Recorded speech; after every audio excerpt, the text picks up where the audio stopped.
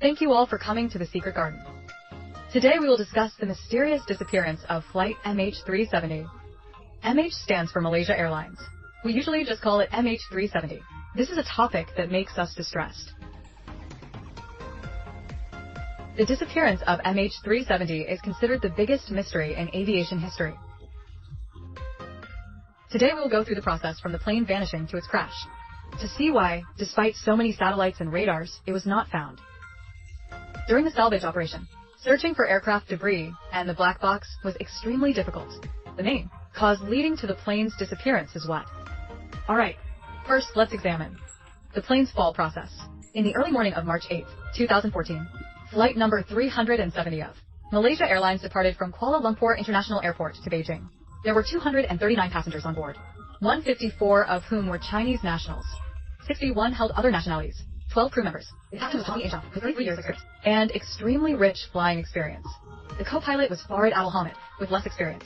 Their coordination was a veteran team mentoring a newcomer, a common setup. MH370 took off at 042 from runway 32. The takeoff process was completely normal. MH370 was operated using a Boeing 777-200R, one of the most automated aircraft types in the world, at the same time as takeoff. Air traffic control guided them to fly straight and then turn right toward point Avery. After entering the flight path, the plane was fully on autopilot. Flying to Beijing takes about 6 hours. 20 minutes later, the plane reached an altitude of 10,668 meters. Normally, at this time, crew members would unbuckle their seatbelts to relax a little. The plane would complete the remaining 5+ hours under autopilot. Manual control is only needed when the plane lands.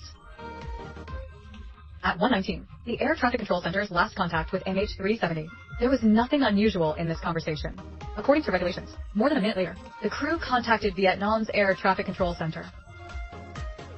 But 19 minutes passed without any news from MH370. Malaysia also immediately contacted MH370, but neither side received any response. The plane also disappeared from radar. MH370 vanished mysteriously. By 9 a.m., the plane still hadn't entered Chinese airspace. Meanwhile, Malaysia Airlines reported the plane had fuel for 7 hours. By the time it reached its destination, the fuel was likely exhausted. Malaysia quickly launched a large-scale search. Soon after, China, the US, and Australia joined in. The first search area was the Gulf of Thailand, where the plane disappeared, but nothing was found. Some may wonder, with today's advanced technology, why can't they find a plane? This relates to the global radar coverage range. To help understand, let's explore the connection between radar. After flying for 26 minutes, MH370 had moved out of the primary radar surveillance range, then completely depended on the secondary radar for positioning. After flying for 26 minutes,